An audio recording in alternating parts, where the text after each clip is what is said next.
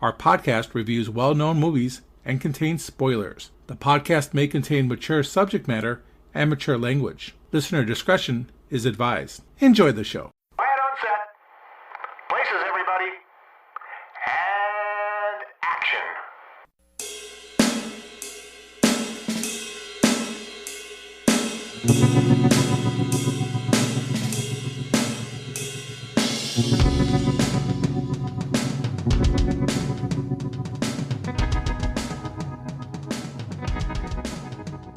Welcome, everyone, to the Hooked on Movies podcast. Today, we will be covering the 1989 Spike Lee joint, Do the Right Thing.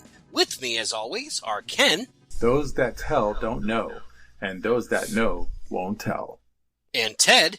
You want to boycott someone? You gotta start with the goddamn barber that fucked up your head. And I'm your host, Justin. Eric is on assignment, presumably looking for his pants. Doctor, come on. What? Always do the right thing. That's it? That's it. Got it. I'm gone. And welcome to the Hooked on Movies podcast. Let's talk about this. We have the 1989 Spike Lee joint, as he calls them, Do the Right Thing. Ted, why don't you give us some details about this one, please? Alright, Justin. So Do the Right Thing was directed by Spike Lee with a screenplay by Spike Lee. It has a running time of 120 minutes. It was released June 30th, 1989. It had a budget of $6 million. And a box office gross of $37.3 million.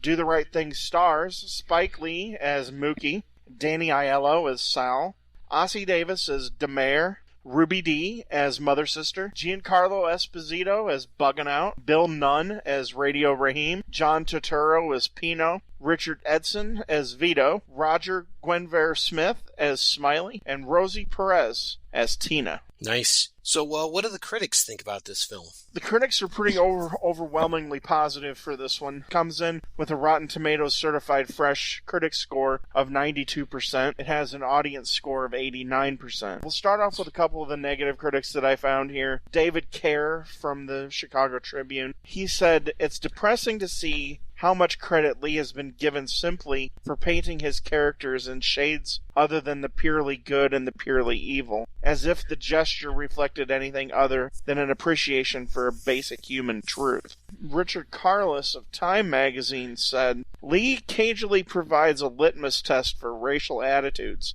in 1989, but he does so by destroying the integrity of his characters, black and white." I don't necessarily agree with that, but okay. On the positive side, a couple of the heavy hitters that we've talked about before, of course, Vincent Canby of the New York Times. He said, "In all of the earnest, solemn, humorless discussions about the social and political implications of Spike Lee's Do the Right Thing, an essential fact tends to be overlooked. It is one terrific movie." And Roger Ebert of the Chicago Sun-Times really liked this movie. A couple of blurbs that he said from his review. "It comes closer to reflecting the current state of race relations in America than any other movie of our time. I believe that any good-hearted person, white or black, will come out of this movie with sympathy for all of the characters. Lee does not ask us to forgive them or to even understand everything they do, but he wants us to identify with their fears and frustrations. Do the Right Thing doesn't ask its audience to choose sides. It is scrupulously fair to both sides in a story where it is our society itself that is not fair." Wow. Deep sentiment from Mr. Roger Ebert there. That's why he's the best probably to have ever done it. When was the first time that you saw this one, Ken? And I'll assume on cable. But You're right. I watched this when it came out on cable, probably 91. But unfortunately, I watched it with, at that time, 18, 19-year-old eyes. I don't think I appreciated at that time the magnitude of what this movie was trying to say. So I have a different outlook now of this movie compared to my teenage self back then. Well, that's pretty interesting. How about you, Ted? When was the first time you saw this one? Not surprising to anybody. I saw this during college. I feel lucky that I waited until college to see it because earlier in my life, I don't know if I would have been as open-minded to a lot of the things. And now that I watch it today, it's like almost watching it for the first time when I bought the Criterion Collection earlier this year. and I was rewatched it a couple of times since then. Now that I have a completely different perspective on a lot of things, socio-political and whatnot, it hits a lot more close to home about how I feel. So I'm really glad that I didn't see it when I was younger, because it means a lot more. Well, see, for me, my first time actually watching the whole movie was last week, when you guys had said, "Hey, Justin, you should watch this movie so we can do the podcast, and Eric can find some pants." So I was like, okay, let me check this out. And guys, I was shook. The ending of this movie comes around, and it shook me, and I rarely will just be like, no, or like react in some guttural way, and just like, I couldn't believe it. It's something, I guess I'm at that other end where it's like, Ken had seen it when he was younger, and I've only seen it at age 42. And it's not lost on me that, like, right now, as someone who, like, owns property and can empathize probably a little bit more with some of the other characters, but it still shook the crap out of me. Yeah, it is rough. If you don't come out of this movie with having some sort of emotion, I really question if you have an opinion about anything. Yeah, or you just don't pay attention to life as itself. With that, Ken, why don't you tell us a bit about the plot of this movie? 25-year-old Mookie lives with his sister Jade. He also has a toddler son named Hector with his girlfriend Tina. And he works as a delivery man at a local pizzeria that is owned and operated by an Italian-American that goes by the name of Sal. Sal has a racist son by the name of Pino, clashing with both his father, who refuses to move his business out of the majority African-American neighborhood, and his younger brother, Vito, who is friendly with Mookie. Many distinctive residents are introduced, including friendly drunk, the mayor, mother, sister, who watches the neighborhood, Radio Rahim, who blasts Public Enemy's Fight the Power on his boombox wherever he goes, and Smiley, a mentally disabled man who wanders around the neighborhood trying to sell hand-colored pictures of Malcolm X and Martin Luther King Jr. At Sal's, Mookie's friend, Buggin' Out, questions Sal about his Wall of Fame, decorated with photos of famous Italian Americans, and demands that Sal put up pictures of black celebrities since the pizzeria is in a black neighborhood. Sal replies that it is his business and that he can have whoever he wants on the wall. Buggin' Out attempts to start boycotting the pizzeria. During the day, local teenagers open a fire hydrant and douse the other neighbors to beat the heat wave before officers Mark and Gary intervene.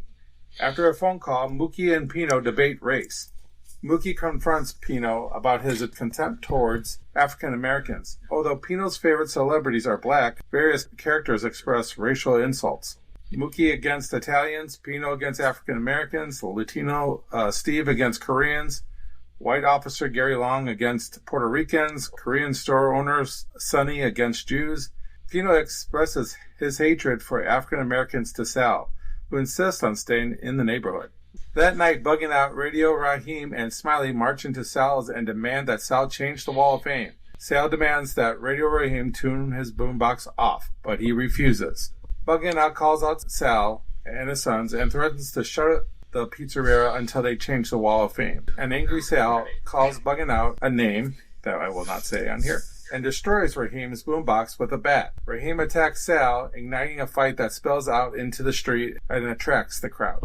While Rahim is strangling Sal, the police arrive, including Officer Long and Ponte from earlier in the movie, who break up the fight and apprehend Rahim and Buggin' Out. As the officers attempt to restrain an enraged Rahim, suddenly Long throws Rahim in a chokehold with his nightstick. Despite the pleas from his partner and onlookers to stop, Long instead tightens his chokehold on Rahim, killing him. Realizing their error, the officers place his body in the back of the police car and drive off. The onlookers, devastated and enraged about Radio Rahim's death, blame Sal and his sons. The mayor tries to convince the crowd that Sal did not cause the death, but the crowd remains stationary. In a brief fit of anger and grief, Mookie grabs a trash can and throws it through the window of Sal's pizzeria, sparking the crowd to rush into and destroy the pizzeria. Smiley sets the building on fire, and the mayor pulls Sal and his sons away from the mob, which then turns towards Sonny's store, preparing to destroy it too. However, a panicked Sonny eventually dissuades the group.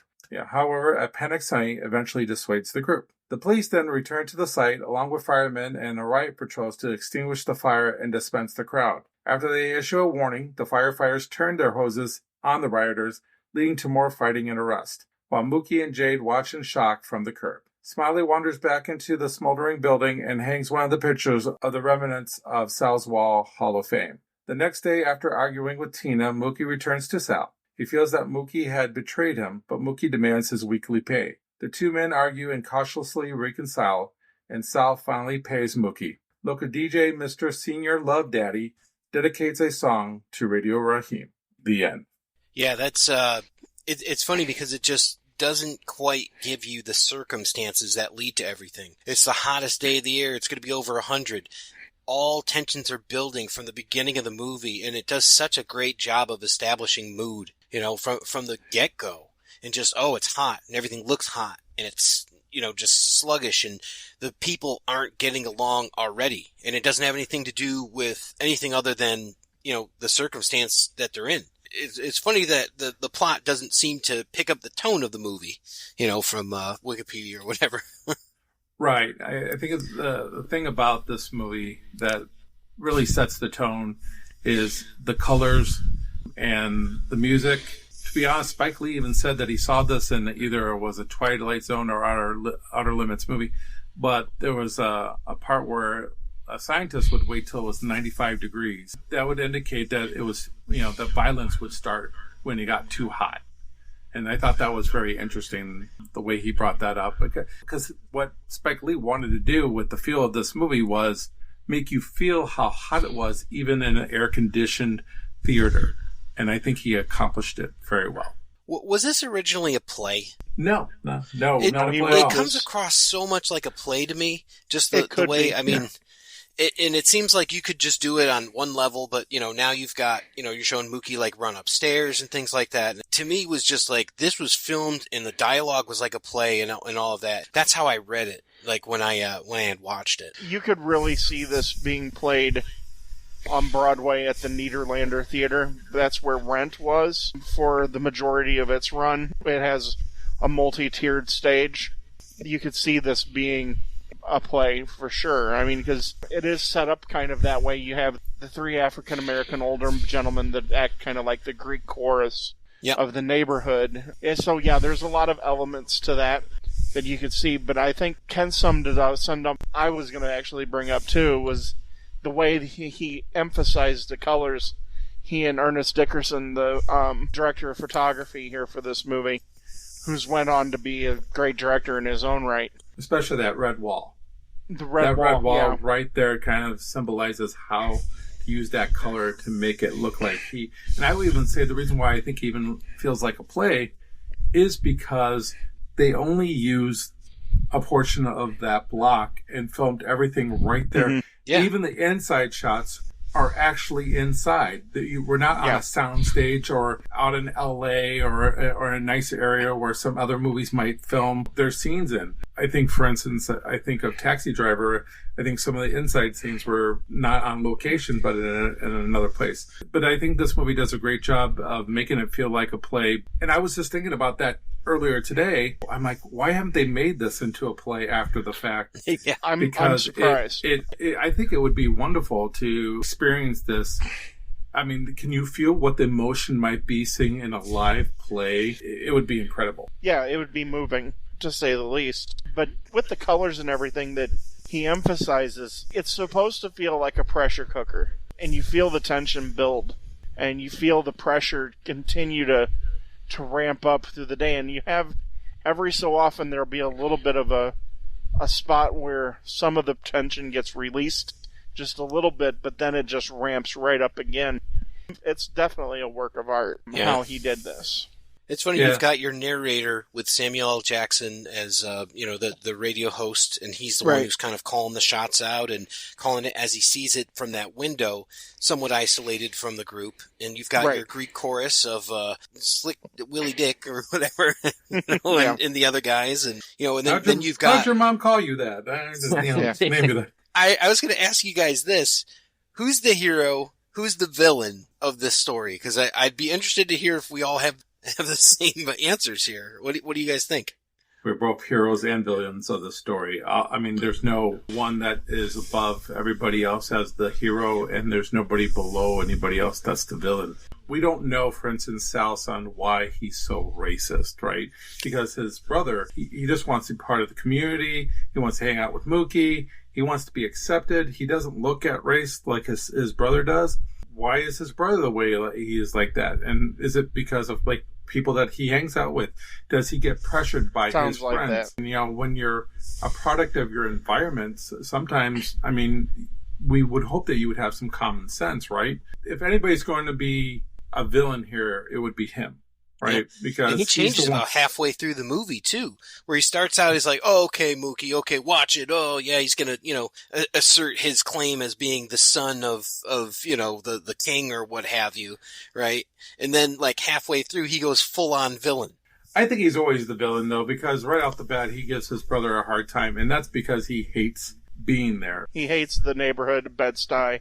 He wants to go back to his own neighborhood. Right. Yeah. That's a New York thing. What I've learned is there is a tribalism that comes with the neighborhood in New York that you grew up in. He's from Bensonhurst, which, no big surprise.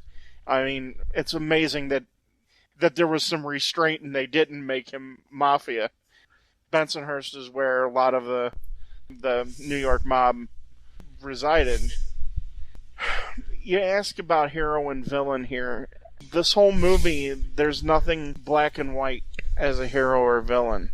If we're going to talk about the purest character is probably Mother's sister. Yeah. Ruby Dee. I think she, not only does she give an amazing performance, because all of the characters have a flaw. Oh, and yeah, absolutely. They all have a fatal flaw. If there's a villain in this movie, because I don't think, even as bad as John Turturro's character is, I don't necessarily know if he's a villain. The villain in this movie, the political hierarchy in New York at the time, it's the police department of New York at the time, and it's America. That's the true villain of this movie. And because even the Korean grocer talks about Ed Koch and his, and everything, being the mayor of New York at the time. And his election to mayor was supposed to change a lot of things, but the NYPD got worse. So there's a lot of things that go into that. The gentrification. You talk about this little section of neighborhood, and what we really don't get to see, if you took Bed-Stuy at this time, and we know this because this is the neighborhood of Jay-Z and Biggie Smalls, who rapped about what it was like growing up in Bed-Stuy. And if you go like a couple of blocks down, it's crack houses, and it's abject poverty. That's the one thing you really don't get here, is the poverty that hits here. So New York, by design, was America that got left behind, as well as parts of Chicago and LA. In Reagan's America, they were left behind. And I know that might be hard for some people to listen to. In Reagan's America, those places were left behind. We're not given the same attention. And it's hard. And so all of this comes together in this few hours of this day that we see here, where it's the hottest day of the year, and yes, violence in big cities does increase when the temperature gets hotter. We talk about it in Chicago every year. It happens. They're trying to survive. It makes for a fascinating story. I was caught, though, Ken, you said in your plot that Mookie's 25. He's never identified as an age. I was kind of shocked when you said that. That's Wikipedia, so I'm using Wikipedia. I mean, he has a son. I mean, maybe they're going by how old Spike Lee was at the time. Maybe. I don't know. It's interesting I don't know. Because the one person we do know that is probably in college would be Bugging Out. Yeah. Played by the estimable Giancarlo Esposito, who's went on now to become, in modern day times, one of the best actors. By the way, he's Italian. Yes, he grew up in Italy. And he's become one of the great actors in the last 20 years, thanks to Better Call Saul and Breaking Bad and and now The Mandalorian. He plays Lex Luthor on the Harley Quinn animated series. Yep. He's in it seems like he's in everything now. Yeah. And which is awesome. Like Radio Raheem seems like he's maybe in high school or just out of high school. And so he seems a little bit younger, and like the Martin Lawrence character, they seem younger than young. Yeah. It's going to be a weird question that you may not know, but was this after House Party? Because that's where I first remember seeing Martin Lawrence. No, this was before, because this is his first. Yeah, this is considered his first role. Okay. As well as Rosie Perez. Rosie Perez. And they have that with her in the beginning, and it's like 5 minutes of her just kind of like dancing to set the tone for the movie. That's one of the things that really made me think of this like a play. Like the whole idea with the opening number and all that. And just to go back on one thing you missed, how Mike Tyson one time mugged that guy on the corner. Yes. Right. He's also from this. So, but, definitely. You know, I want to go with the Rosie Perez really quick in that opening because, first of all, I love boxing. So when Rosie Perez, and I know Rosie Perez to be a big boxing fan, but when she puts on the boxing gloves, I'm in a trance. I can't keep my eyes off of her because you like the dancing. I love the combination of Rosie Perez and boxing gloves for whatever reason. But I mean, this is her first film too. I mean, Spike Lee meets her at a party, and she's dancing, and it's a party for Spike Lee actually. So Spike Lee, asked her actually to stop dancing. He was a little worried that she was going to get hurt. I don't know if she was on some type of ledge or table or whatever the case may be, but they struck up a friendship, and he offered her a role in this movie. And here we get to see her later on in White Men Can't Jump. So her performance is really, really good. And that dance sequence is amazing. I don't know if it was freestyled. I don't know if there was direction though, but however it was done, it set everything up perfectly. It's phenomenal. And I get exactly what you're saying, Justin, about it being a lead-in like that. It could definitely be something that you would see in a Broadway production. She's very good here, and the dance sequence is really awesome. It's an interesting, unique way to start the movie, and it's not the traditional way of opening a movie, and I think it's pretty cool. Dancing aside, I'm going to kind of disagree with you guys about the performance of Rosie Perez. I feel that after watching it and having seen her in other things, I don't know what this really adds to it. It's the whole idea of like, okay, she's here, she's complaining to her mom. Like the shrill voice that she has is pretty cool because it's like, okay, yeah, oh, you told me to do this, and it's like that. But it's like, I think that this movie could exist without those parts of her, like the love scene and all that. And I'm gonna sound like Ken here, but with some tasteful side or under boob. But I don't know if that was really her breast to begin with. I feel like that was think it adds anything. A stunt breast into play here. I don't know. So all it does is establish more character motivation for Mookie in a sense, and it kind of makes you feel bad. Because you're like, oh wow, Mookie's treating her like crap and all that. But it's like, I feel like this could have been any actress or anything. Like, I don't know what you guys saw. And I find it interesting that you saw more than I did. But I didn't see anything that was like, wow, this is a standout performance of her. The dancing in the beginning, I'll give you that. Absolutely a brilliant way to start off the show and the play, as it were, or anything. But I wasn't wowed by her performance. I think it's because of the dynamic of that relationship. A Latina and a African American, and it was almost like she was in hiding, like she never came out of the house, right? Except for the dance sequence. So it was almost like, to a certain extent, that Mookie was kind of ashamed. He does mention that he has a son by the name of Hector. They're both proud of their heritage. And I wonder if there's this little conflict. They have a relationship in here, but it's her just giving him a hard time because he's a deadbeat dad, or at least she's calling him a deadbeat dad. Well, Jade says the same thing to him. Take care of your responsibilities, Mookie. He's like, what'd that mean? Take care of your responsibilities, Mookie. Or even the DJ at the end is like, go home to your son. So I think it's based on that dynamic is the reason why I think the performances are good, because I think she's authentic in how she portrays, single Latina mother with a husband, or not husband, a boyfriend who is not there for them. I see that and I hear her pain and her frustration. I feel bad for that little kid. The first time she picks him up just really pissed me off. I'm like, you could have hurt him. It's like, it really just upset me. But I get it. She's selfish. She's young. Mookie's the same way. But it just pissed me off how she picked him up. I'm like, that's not how you pick up a child. Yeah, I agree with a lot of what Ken said.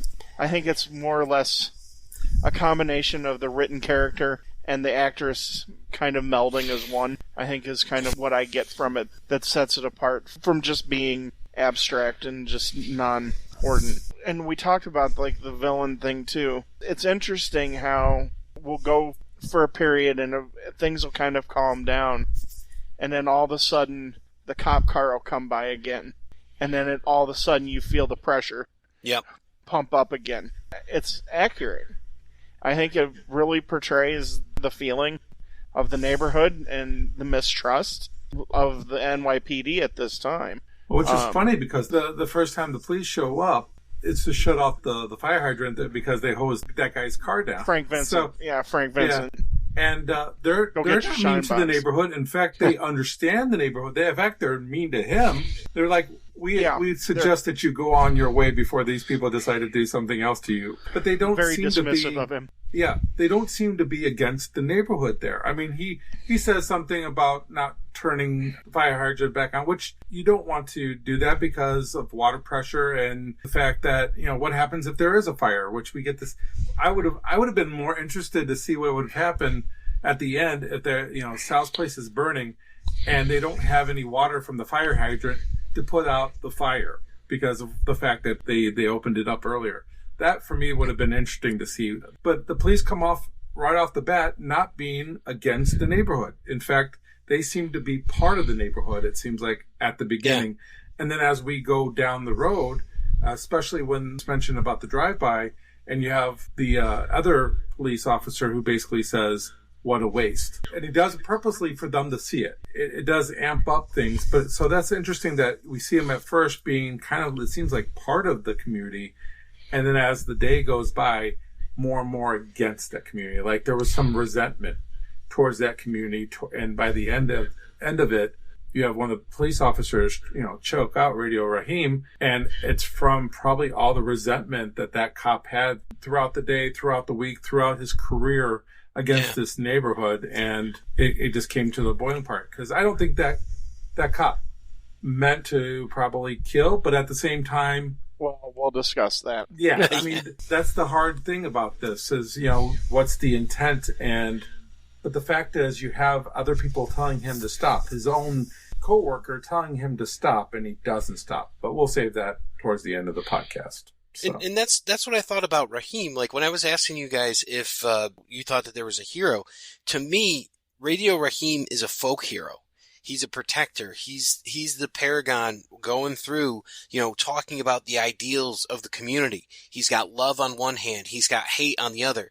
He's risen above and put on a pedestal by all the other characters, right? Eventually, like the Korean grocer gets it, but he's looked up to by Bugging Out. He's looked up to by like the three kids, like Martin Lawrence and the girl and the other kid. He's looked up to by them. Like he stops and he talks to everybody. Like, is he looked up to, or does he intimidate? Because I feel like he intimidates the Hispanic guys, absolutely. But I think he intimidates, with his music. But they respect him everywhere he goes. So it's like, hey, I'm here with my boombox. If you don't like it, there's going to be problems. He does that to Sal. He does that to, I don't know if we want to say they're teenagers or young adults. I get the idea that they respect him, but it's almost like there's a fear that he puts into them for that respect. But what's he playing, though, Ken? Like, you think about what he's playing. He's playing Fight the Power, the establishment, all of this stuff, and it's Yeah. anything else. He just plays that one song over and over. He's spreading the message. That's the thing, and that's the scariest part about him, is that he's spreading that message of discontentment with the status quo. And that's why he's so dangerous to the police. That's why he's so dangerous to everything else. And eventually, that's why what was it? It was like the group of Puerto Rican gentlemen listening to their music and all that. They got it after a while. They're like, you know what? Oh, yeah. You got this. They let him go because they knew. He didn't win because of ego. He won because he's spreading the message. But when he walked away, they started shouting stuff to him, as they he... called him, they called him come on. And yeah. They lost. Yeah. Right. Well, the love-hate thing is interesting because that's taken from Robert Mitchum's character in Cape Fear. Cape Fear, and I love how Spike Lee uses movie history and incorporates it still into this. That's just awesome. He's a ardent student of movie history. I do see what you're saying, Justin, and I agree with a lot of what you're saying. And this is something that, unfortunately, we've had to confront this situation in modern times in the past probably 8 years, 10 years. He's an imperfect victim. Yeah. And you have one side says that, they want the victim to be pure as white cloth. And he's not that, because he does intimidate. Yeah. But he's a big guy, and he's playing the music that was considered aggressive at the time in Public Enemy. This is not Jam Master Jay or the early rap. This is Public Enemy. They were part of that wave that changed rap, and it was aggressive. But you're right, he does become a folk hero. Kind of like somebody else that I'll talk about later that might actually cause a little bit of change. Because we watched the real life video and not just a movie of somebody being murdered on the street. He can definitely be polarizing, but a lot of people in this movie are polarizing. And this is something that Spike Lee he does this in a couple of his movies, where he has the monologue of people of a different race running down another race. And it gives you that insight how that community views another community. I think it's brilliant, because what that does is that gives you insight into the tensions that are at play, where you have Turturro's character running down the black people, you have Mookie running down the Italian Americans, and so forth and so on. Definitely some people will offend them, and some of the language should offend, but it gives an insight. And it's an honesty that I don't know if any movie before Do the Right Thing really wanted to tackle. You had a couple of movies, but nothing straight in your face like that. Yeah, maybe something with Sidney Poitier, back in the day. I was thinking Heat of the Night or Guess Who's Coming to Dinner. And some of the Harry Belafonte stuff, because that was a bit more tame. Yeah. Well, the interesting thing about this was Paramount was the one that actually was doing the Spike Lee movies. The first two movies was done by Paramount. And this one, Spike Lee offered it to them, but they wanted the happy ending at the end. They wanted the We Are the World, kumbaya, come together and be a happy neighborhood at the end. And Spike Lee said no, and Universal says, hold my beer. We'll take it. Yeah. Yeah. This is one of these cases where the ending is brilliant, because there is no happy ending here. The only ending here is that we move on to the next day. Yeah. And that's reality. And some people can't handle that and think that it should be wrapped up and have, this neat little bow. That would betray everything that the movie stood for up until that point. And it would completely sell the movie out. And that's one thing about Spike Lee that nobody can say is he's never sold out. There's something very Scorsese about the way that he directs too. That's what it kind of reminds me of. More of, you'd think it'd be more Quentin Tarantino, but I don't think he has a good grasp on dialogue like Quentin Tarantino does. Like, that's one of the things where I'm like, oh, Mookie talks kind of rudimentary. It's kind of weird. But the way a scene is constructed, the way the shots are constructed, the way everything, I'm like, this seems like a Scorsese. And it all makes sense, because I believe at the time, Scorsese was an adjunct professor at NYU, and that's where Spike went to film university at NYU. That does make sense. And now Spike Lee is an adjunct professor at NYU. I knew that they were friends. I didn't know that he was his pupil. So that's pretty interesting, because I can definitely draw a lot of parallels. And one of the things I was thinking about is the ending of The Departed, how you guys were talking about that, and it's like, this screams that, you know? Oh, the ending of The Departed. One of the most unnecessary scenes in movie history. It also reminds us of Taxi Driver too, because Taxi Driver, yes. you come to the end of Taxi Drive, and we were arguing, was it a dream? You know, what happened? You know, and I think it's open to interpretation to a certain extent, because Mookie doesn't seem to be, you know, he's the one that starts the riot by throwing the trash can through the window. He talked to Spike Lee, and Spike Lee said that he does it not to save Sal's life, but because he's angry. In fact, he says hate before he throws. Yeah, he does. Yeah. Right into the window. By the time they say goodbye to each other, it was almost like how Sal was before this all happened. Mookie, you always will have a place here because you're like a son to me. Yeah. And he kind of did treat him like a son. If you listen to the dialogue of how he talks to Mookie, it's the same as he talks to his other two sons. There's absolutely no difference. And then the way he treated him at the end there by breaking his glass, you could argue that he might have been a little racist there with throwing the money at him and making him pick it off the ground. That could be taken that way. If it's my pizzeria and you threw that thing through my window, I'm not paying you shit. I'm not giving you nothing because you just destroyed my place. I would disagree with you. I don't think that's that scene at the very end. If there is a happy ending, that's the happy ending. And I don't think it's racist. And I never have taken it that way, that he makes him pick it up off the ground. I think it's frustration. It's it's anger. He's not, and I don't think that he's ever even really that angry at Mookie. I think he's upset. At the end of the day, Sal, while he does do some horrible things, he is more thoughtful, kind of like DeMare, where he's not a pure heart person. He's got his own problems. He's been through some shit. We hear about him, you know, his not being able to feed his kids and things of that nature, and what that's done to him is causing him to basically be an alcoholic. And he's a joke, but he does more for the community than anybody else, but they don't respect him.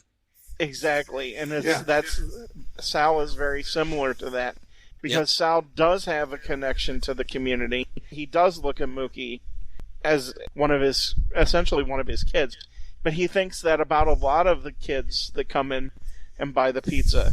Right. And so Sal But he never showed it. That's the whole issue of the movie. No, he never showed it. I think he does show it. First of all, they were closed, but he let the kids come in to have some more pizza because he was feeling good about himself, about everything. And so I think he does show the community how much he cares for them. Yeah, I mean, you have DeMare earlier on who comes in, and he just gives them money just to sweep the outside. Right. He didn't have to give him any money. He has his kids to do that. It's pride, though. It's pride because you think about it. All he had to do was put a black face up on the wall, right? Martin Luther King, Malcolm X, could have been Michael Jordan, could have been anything. That's all he had to do to honor the community that he lived in and thrived in for over 25 years. He would not do that. Yet, like, how could you not see that as him looking down on the community that he served that gave him his success? Because of how it was presented. That's pride. That's his pride. No, but the other guy presented it as, I'm going to, if you don't put a black celebrity here on the wall, we're going to boycott you. And that's Buggins' problem. So that's why it's so complex. It is pride, but what if, the people came to Sal and say, hey, Sal, we want to talk to you about something. Sit down, they actually talk it out. I think Sal might do it. If Jade asked, Yeah, but that's a weird situation right there. I don't even want to touch that. This is where this movie's so brilliant and why it's so real. Is because if you think about things that happen in real life, if somebody would have just taken a deep breath and thought about something, or talked about something, talked something out, it would never have reached that level. And that's what happens. And bugging out is, like I said, I'm sure he's been to college. he has a more militant style of his history, and he thinks that this should be represented. Had it been approached differently, Sal may have looked at things differently, but that's not how things were presented. So you get the resentment. If you present something like that to somebody, that is generally the response you're going to get. Is they're going to dig their heels in harder because they think that you're calling them something that you're not. Because I don't think Buggin' Out's calling him a racist. No, he wasn't. And it was safe for him to do that. But Sal takes it as you're calling me a racist. Yeah. And then that's where the problems start to arise. Buggin's even like a little bit of a coward, too, because he wouldn't act at all without Radio Raheem. Look at the thing with the guy in the Celtics jersey that ran over his foot with a bike. He backed right down. He didn't even do anything. That might be the most infamous scene in the whole movie, right? The one that's been replayed the most? Oh, yeah. The guy in the Bird jersey? Oh, yeah, Larry Bird, yeah. Don't forget, before this all happened, Buggin' Out was getting mad about the amount of cheese on his pizza. And he's asking him for the third time. Well, they all are. Yeah, they all are, but everybody's upset about the amount of cheese on the pizza. Yeah, and he tells him, well, extra, cheese is $2, and then Buggin takes the cheese grate thing and he just keeps on putting more and more cheese. But he tells him that he's cheap. He's already got on Sal's bad side. That doesn't help either. $1.50 a slice and extra cheese is $2. Can you believe that? I'd be angry too. It doesn't have to be 100 degrees outside.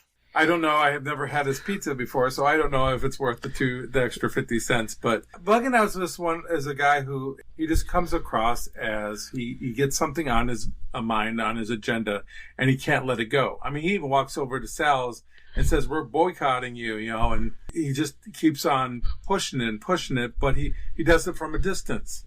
He's Shakespearean in the sense that he's the one that's going to tell Macbeth what to do, or he's the one that's going to tell Mercutio or whatever from like Romeo and Juliet. He's going to instigate, but there's an element of cowardice to him, and you see that cowardice. Right. And he rabble-rouses and does all of this stuff, but he's not the one that throws the trash can. Yeah, you took the words out of my mouth. He's pot stirrer. He does have a valid point. Probably should be somebody up there, especially now in 1989 when you have plenty of examples of African Americans that could be up on that wall. Smiley had him literally right there. That's the thing. Sal even buys one of Smiley's pictures from him. Why not just put Smiley's picture up on the wall?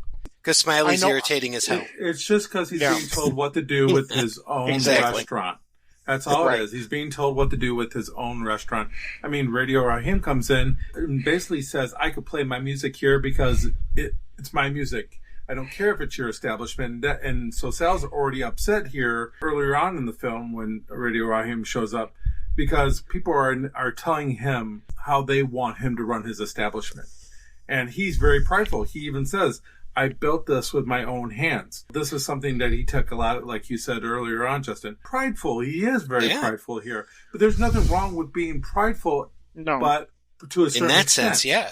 But we have to look at the other side. The other side doesn't think about, this is a man who spent his hard money fixing this place up, with his bare hands. They just think, hey, we buy your pizza. This is how we want things run. They're prideful as well. Not everyone. Mostly everybody's okay with everything. I mean, he's been running this shop for 25 years. Is this the first time he's heard this? Or has the neighborhood just been more accepting of it up until this point because it's 95 degrees outside and people are just hot? I think it's an analogy about how boiling. Everything builds. Yeah. Nobody else cares but Buggin'. Even Radio Raheem doesn't really care. The reason why Radio Raheem jumps in is because how Sal treated him about his music. That's why he wants to join this front. It has nothing, I think, to do with what was on the wall. He was upset because of his radio. And when he came in, he made sure that radio was very loud. If you listen to Radio Raheem, he doesn't talk at all about pictures on the wall. That's just Buggin'. Buggin' Out is the only one that's talking about it. In 1989, I would have killed for that boombox, by the way. It's very impressive boombox, yes. The only person who really had a problem with this was Buggin' Out. Nobody else. Mookie didn't have a problem with it.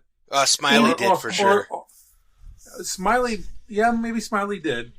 Maybe Smiley, because he does put the picture up there at the end, like you had said earlier. He starts the fire. He starts the fire. He's kind of an interesting character, too, because it's like he has the courage that Buggin lacks, but he lacks the articulation. So it's such a different dynamic between the two of them, where it's like, who's the one that's actually going to make the change happen? And it's Smiley, who is this cast-off. He's another person that, they'll see as an outcast or a drag or something. Everybody dismisses Smiley, but he's one of the most relevant characters because he makes everything happen. Wasn't even on the original draft. He wasn't even... Right. The actor came to Spike Lee. Yeah, kept on showing up and kept on asking to be put into this movie, and that's how it happened. So just came up with his own character. Yeah, just think of what this movie would have been like without him. I mean, it's a great character because... It's an iconic character. Yeah, in my opinion. You have neighborhoods that have a character like this. Yeah. I think without it, it's not as well-rounded as of a neighborhood than it really needs to be that. That's what I like about this movie is you have a lot of different type of characters. There's a great representation of different type of characters and how they tackle problems. In their mind, they're probably doing the right thing. Yeah. So, and I think that's what maybe this movie's trying to show is, that people think they're doing the right thing from their own point of view. Well, you've got three characters that represent fathers in this, right? So you've got Mookie, who's an actual father, and he's got his relationship with Hector and with Rosie Perez's character, Tina. Danny Aiello playing Sal, who is a father, and he's got his two kids. But then you've got the dynamic of DeMare, who I'll say is a father figure to a lot of people, even though he is seen as someone who is, kind of laughable and he's a drunk and all that. We know that he was a parent, but we don't know anything like that. But this guy influences so much. I was even thinking, I'm like, if he didn't save that young kid, from getting hit by the car, none of this probably would have even happened because they'd be mourning the kid that got hit by the car. It's just so crazy. He's just like this, Deus ex machina, to make everything kind of greasing the wheel. And when you were talking about Smiley as being, that type of character exists, I argue that this type of character exists as well. Right alongside him is this the person who's helping. Ossie Davis and Ruby Dee both. They were married in real life. Oh, no kidding.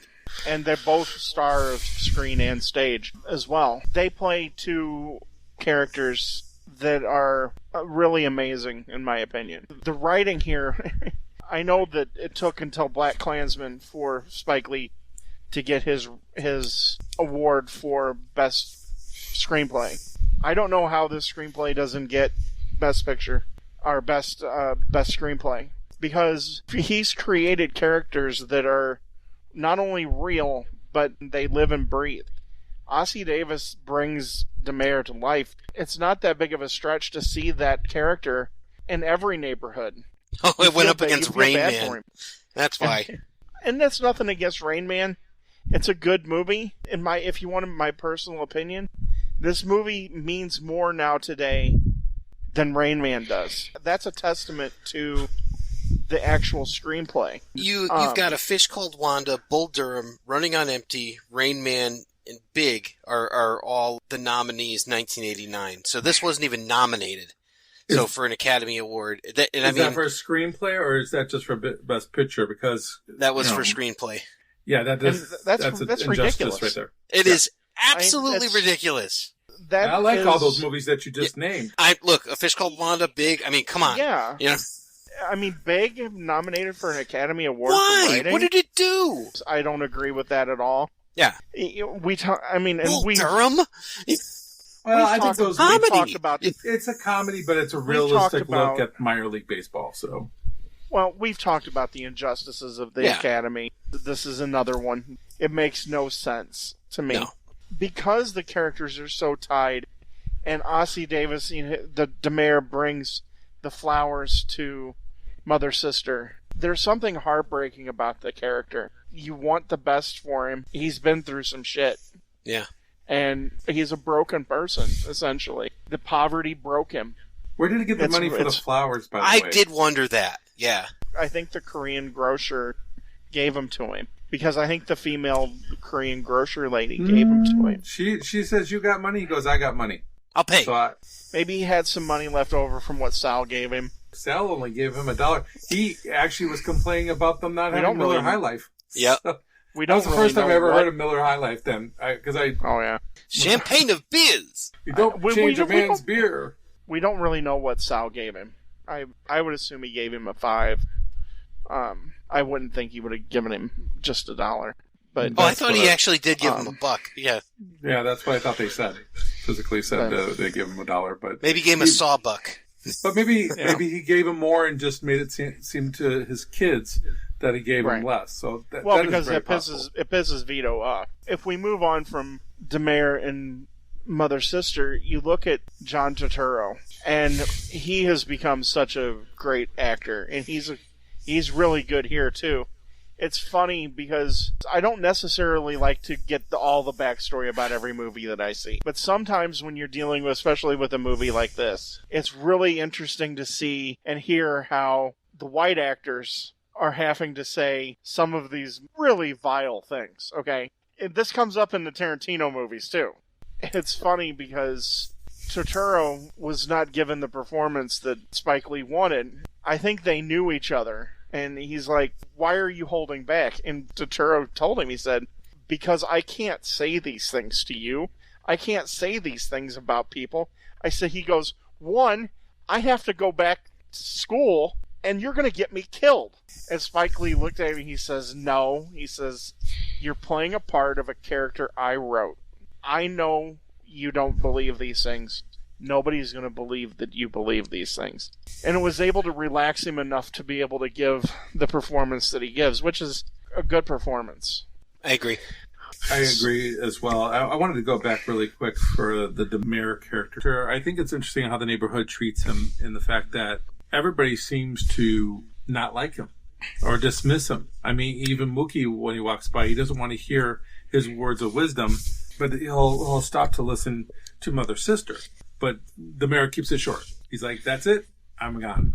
But then you have the younger group of kids there, they make him feel like he's a lowlife, which is interesting because before all that happened, they sprayed the car from the hose, and the police asked the mayor who did it, and he wouldn't tell them. Yep. So he fights for them. Yep. But they make him feel like crap. It's interesting. The only time he gets any type of from Mother Sister is after he gives her the flowers and saves the kid. But he even says for 18 years she's been giving him crap. And she protects him during the riot too. Yep.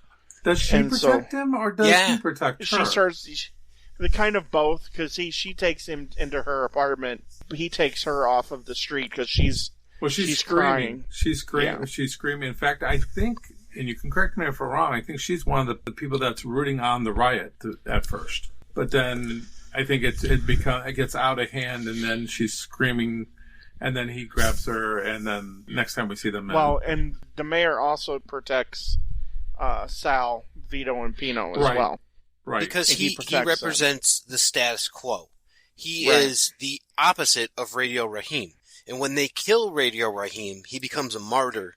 And that's what the cause is about then. And that's everything against the mayor, against the status quo, against conformity, against going along with the police and all that kind of stuff. They're in complete opposition. Yeah.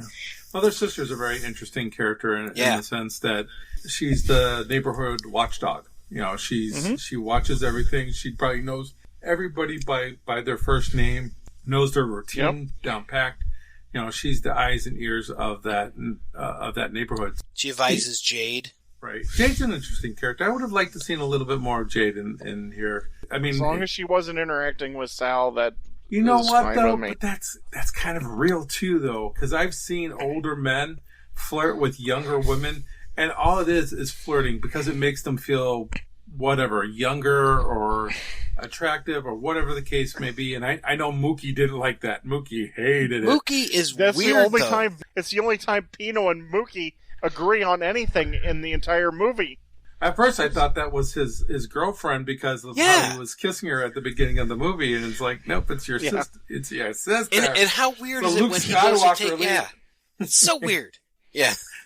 Yeah, but I did like her character. I loved, maybe because I loved her optimism and how she treated everybody with respect. I did think it was funny how Sal was like, she's like, "How's Mookie doing?" And he just yelled at him and screamed at him, for the job he was doing. Mookie's great. He's doing a great job here. Yeah. But I don't mind that relationship between her and Sal just because I do believe that it's real. And I don't look at it as really dirty, but I could see why people would. One other shout out here, and that's Sam Jackson. Yes. Sam Jackson is the man. This is before he has his infamous appearance in Goodfellas. Yeah. This was before Amos and Andrew with Nicolas Cage, before Die Hard when he really broke out. His only appearance before this was in Coming to America in '87, right? Yeah. I really like the DJ part where he kind of acts as a narrator. It's a part that could easily be overlooked. Mm-hmm. He brings up the character, we'll put it that way, and makes it significant. I love his delivery. Yeah, he has great delivery. I enjoy his character. I think I love it when Mookie's in front. He has his food and he's talking to his friend, and Samuel Jackson's back there and he's like, "Me food, I need to eat." I thought it was funny just to see how that transpired. And of course how he says hot. I wish that he was narrating a little bit more throughout the movie, but it's fine the way it is too. Like you just said though, his voice and the way he delivers it, you just wait to him to talk again. And I think that's why I want him to be narrating a little bit more of the movie, but that might have taken away from the movie too. So just to clarify, you're asking for more backstory. I'm not asking for more backstory. Okay, that's just for the avid listeners there. I'm asking for more character development. Actually, I don't think there's much backstory that you need here. I think every character is fleshed out very well. Basically, we're brought up to speed on each character pretty quickly by either the way they act or, the way they talk. We know who Sal is. We know how his sons are. We know who Mookie is. We know what Radio Raheem is. We all know who all these characters are. Bugging out all of them with just a little storyline of them tells us who they have been all their lives. I think that's incredible when the movie maker can do that, where you don't need backstory, where you don't need to know what happened the day before or the week before or the year before. There could have been a lot of social attention with the cops before this day. We don't need to know that because the way Spike Lee presents this on this day and this day only, and to do that is amazing. I mean, like I said, I really enjoy a movie where backstory isn't neat because of how well fleshed out the characters are. So let me ask you guys this. Who gets Best Supporting Actor nomination for this movie? Who do you pick out of the crowd, out of the sea of performances, that would be your, wow, that's the person that makes this film? That's so hard to say. I think Turturro definitely needed to be looked at. And if memory serves me correct, Danny Aiello did get the nomination, didn't he? I believe so. I mean, definitely Sal. That's who I would go with. I would go with Sal, Danny Aiello, because I feel like his character is everywhere. The question is he a racist or is he not a racist? And if you talk to Danny Aiello, which you can't now because he's dead, unfortunately, and Spike Lee would say, yes, he is. And he would tell you, no, he's not. He clearly was. And he clearly wasn't. He's complex. It's all shades of gray. And I think that points out a very interesting way. And it's ironic that Spike would say this, because this is exactly what he was going for. He was going for everybody to see things from their point of view, but then to also turn the mirror back on and look at yourself. And what do you see in this? And I think that's where the mirror comes back. And that's where you have to sit there and go, okay, yeah, this is how I see it. And a lot of hard questions need to be asked here about how you view what goes down. I think this is a good way to transition right to the climax of the movie. That's almost as if I'd planned that. The climax of this movie is hard. It's some of the hardest scenes to watch. It's not easy, especially with 2023 eyes, especially what we've been going through for the last 10 years.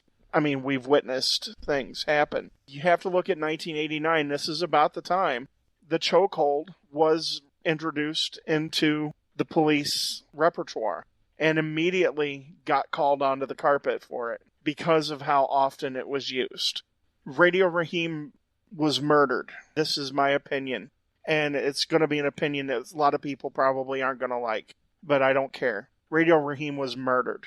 He was murdered on the street in front of a crowd. That cop meant to set out to make an example of him. And he murdered him. And there's no two ways around it.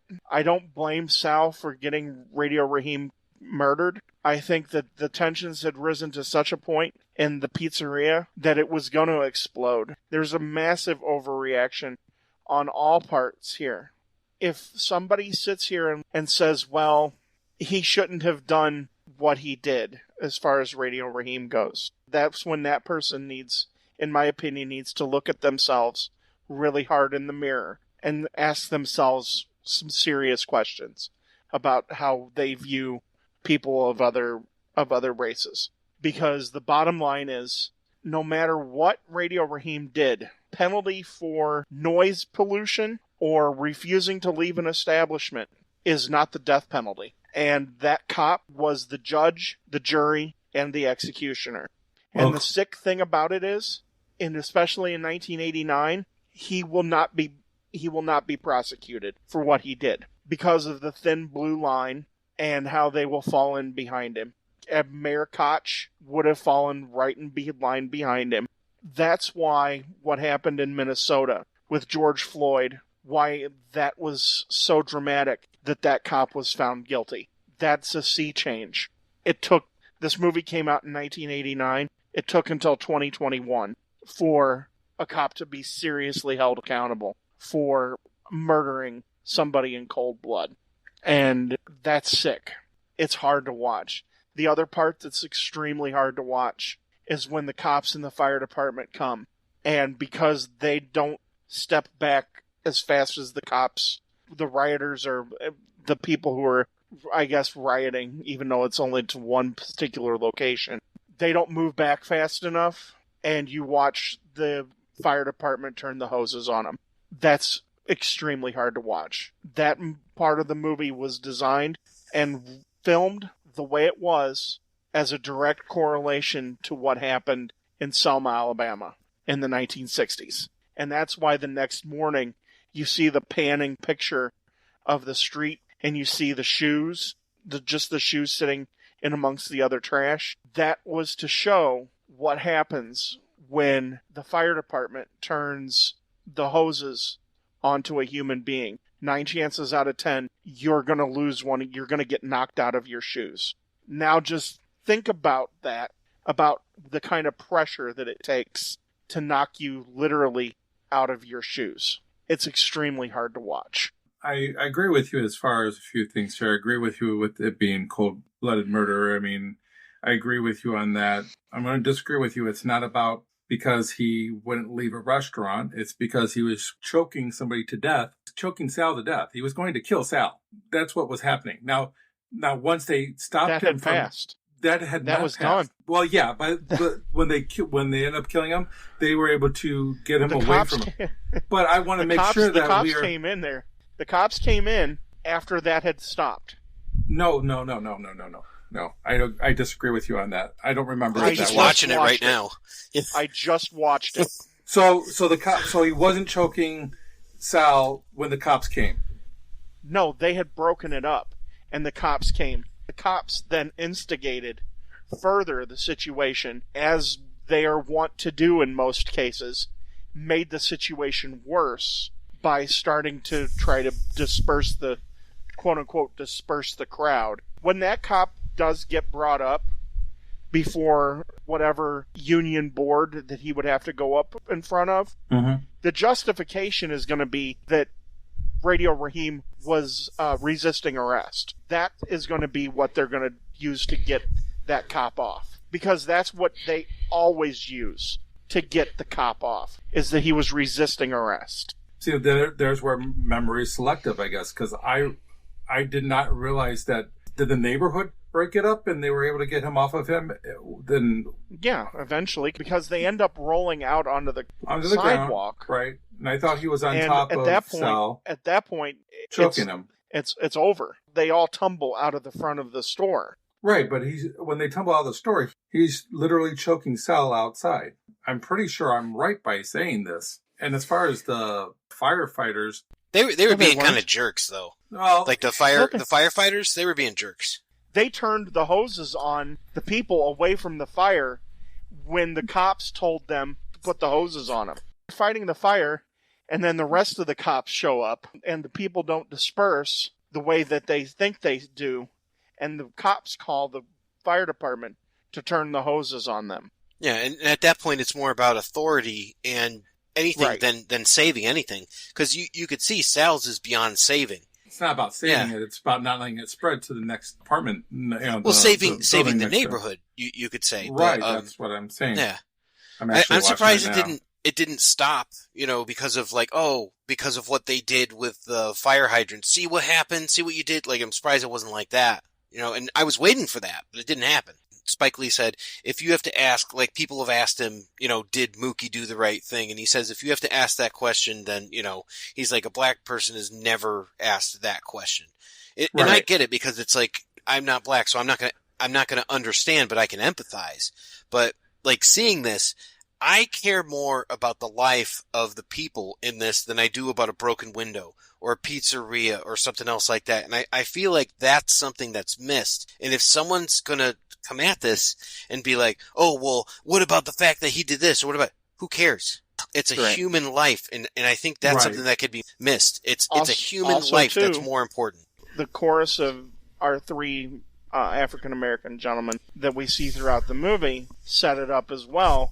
The one guy's talking about the Korean grocer, about how they don't have a stake. Sal's is essentially taking up a space that could be occupied by an African-American person who wants to open up a restaurant. And so you have this level of that everybody else is making money off of you. And that plays into this all as well. And I mean, we talked about the poverty. Yeah. That plays a lot into this. And that's why when people are like, they're rioting, they're burning things down. Why do you think they're burning things down? One, they're not being heard. They're being victimized. And then they have no financial interest. Yep. And as much as Sal thinks that he's part of the community, he's not exactly part of the community. He is profiting off the backs of the community and he feels that he's given back, but he's still an outsider. Nothing physically should have happened to this man. The guy said, take him down, get him in handcuffs. That's it. That should have been the extent of it. Then he would, maybe serve his time for instigating the fight, and so should have Sal. Sal should have went to jail as well. I think we're on the same page here. Just bugging out, gets hauled away by the cops. Right. But Sal is there, and he was fighting just as much as everybody else, and he's not taken away. And he was also the property owner too, and the business owner. So it's like they're going to give him more leeway in that aspect. Oh yeah, from an adult, from someone who maybe had a business, or from someone who works and understands what it's like in a corporate aspect, or legally, like doing studies on that, or being a property owner. There's all different ways, like being a father, being a parent. There's so many different ways you can look at this. But it's like there's certain fundamental aspects of it that are absolutely 100% wrong. It's irrefutable. When you look at it this way, could things have gone differently? Yeah. But you got two big people with pride, and that's how it was. Because Radio Raheem, he was going to win. He wasn't going to lose, and it was because of that message, and I'm in charge and all that. And Sal, it's the same way. And they're going to butt heads, Because he had no place going in there and blasting his music. And he was disrespectful. Absolutely. Should he have died for it? Absolutely not. Right. And it's interesting how our choices, like one choice can change everything. What if Sal decided to close up the night instead of letting those people, letting the come in? Then it's diffused. It doesn't happen. Then we go to the next day, and maybe not. Maybe they come to his establishment the next day, but maybe a good night's sleep changes everything on both ends. We don't see this, so cooler heads prevail, right? Right. So that leads us to what we all thought about the movie. Since I'm the newbie here, why don't I start off? One of the interesting things I think about this is when I was going through, and I'm used to watching a movie that is about characters, that's character driven. I think, is there character progression? Did they learn something and all that? And my first watch, I was like, all right, is Mookie the main character? Is Mookie the person that I'm looking to see who, at the end of the day, learns a lesson? He didn't learn a damn thing. And I was like, okay, I'm wrong. I'm looking at this movie wrong. This is a plot-driven story. This is a story-driven movie. It's about moving the story through and getting that message out. My second watch, I got it. I liked it from the first, but I got it there. Interesting thing about this is it elicits empathy in the viewer, and that's kind of the intent. It's a bit hard to empathize with some of them, like Mookie for me. I didn't understand his character, and I didn't understand his choices, and it really frustrated me. But then, I realized I'm like, it's not about him. He's just another person that moves the plot along. For performances, I think that there's some really good performances here. I don't think anybody missed a beat. Like I'd said about Rosie Perez, it's like, I don't think she was the strongest performance, but I get it if it's her first movie. I'm not going to judge, Martin Lawrence's performance on this and be like, I've seen him do better. Like, I get it. It's small. For myself, I'm going to give it a B+, because I think that its play and the way that it's filmed, there's things that you could nitpick about it. But I mean, we weren't talking about story development. We could have complained about character development and all that, but none of us complained that the story wasn't there. And I think it's good. I think the things that I would take away from it are the dialogue. The dialogue is hokey at times. There's things like that. Like the first time that Mookie talks to Buggin' Out, I'm like, what is this dialogue? It's really off-putting. And then like some of the stuff I said with like Rosie Perez's character, it's like I didn't feel like that was either necessary or anything else like that. So I think it's a B+. I think it's a good movie. I think it's required viewing, absolutely, just because of the message and everything else like that. But maybe on future watches I'll like it better. But B+ is definitely above average. My review is kind of similar to some of the things you've already said. I love the performances here. I will disagree with you on the Rosie Perez. I think she does a really good job here. Her character is a needed. I think every single character is needed here. There isn't a character that I say, let's pluck this guy out. Usually when we're reviewing movies, I would say, yeah, we don't need that. We could have spent more time here developing this. Could have made, took out that. The length of this is perfect. The casting is perfect. I don't have a problem with the dialogue. In a lot of the scenes that I listen to, I feel like these were actual conversations. Sometimes it may come off a little playish, like they're in a play. I think that's okay. How I review this movie is really interesting in the fact that 1989 me and 2023 me are totally different people in this situation. 1991, whenever I saw this movie, couldn't relate. I was a teenager who didn't care about anything that was on the news, didn't care about social justice, didn't care about really anything. All I cared about was making friends and having a good time. It didn't mean much to me at that time because I was looking for movies for entertainment value, not for a revelation. 2023 me looks at this film as a revelation. It helps me to understand, as Ted has been talking about the last 10 years, this movie meant something in 1989, but it's also prophetic in this day and age as well, because it points to now and it points to then. It's a movie that we can now relate to even more, I think, now than back then, because now as a country, with all the news outlets and all the coverages that we've seen, Ferguson and in Minnesota and in Baltimore and all these different places, we see all this. And now we have this movie and it helps us connect the dots and says that there needs to be change, that we could do better. We all could do better. And that's another reason why this movie is so wonderful, is it doesn't put blame particularly anywhere. Maybe against the cops, and maybe, as Ted stated earlier, the politicians of the time, and maybe even the politicians of this time. The image of themselves, they worry about that more than doing the right thing. This movie is a B+ for me.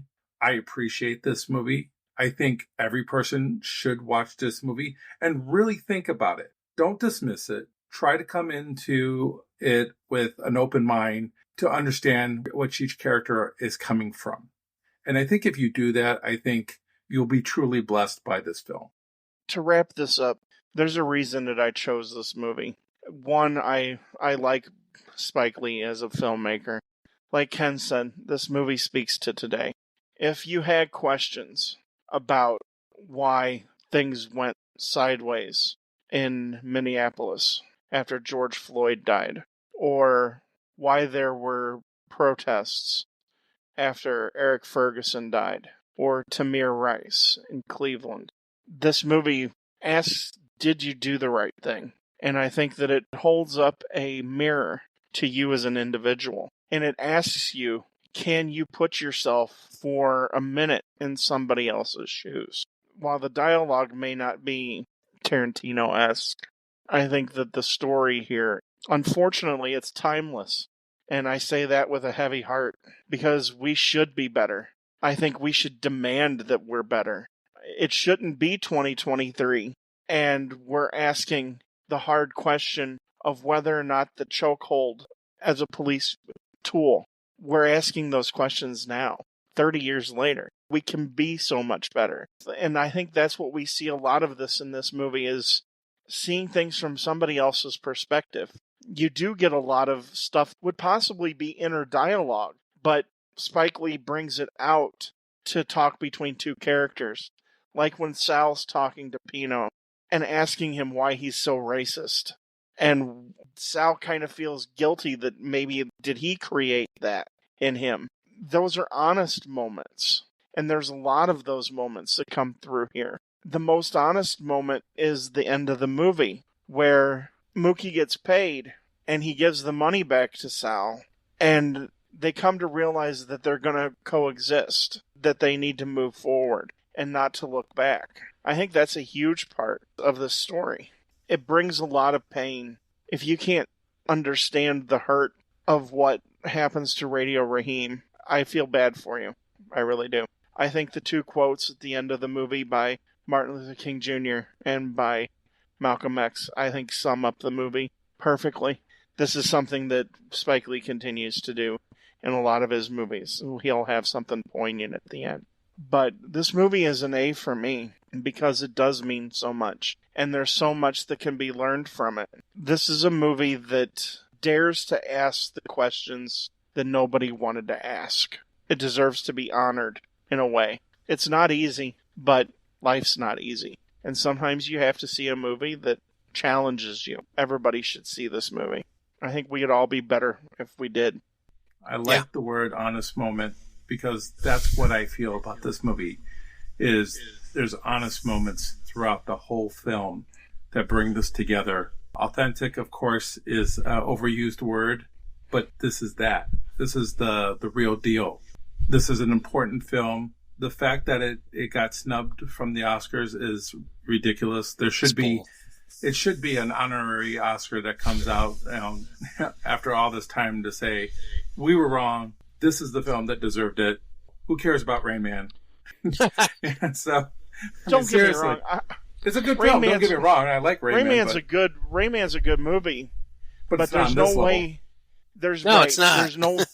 There's no way that you can tell me that it's as good a movie as this. No, not at all. It's not. And there's a good performance in it, but I mean, maybe there's two good performances in it that'll stand, but that's a whole different category of representation and stuff. It's just, there's not an honesty like there is in this film. It doesn't try to lie to you and try to make it something that it's not. Yeah. It's honest. Kudos to Spike Lee for that. 19-year-old me wouldn't get it, but 51-year-old me does, and I appreciate this film for its honest look. Well, that's it for our review of Spike Lee's Do the Right Thing. Ken, what are they saying about us over on Facebook?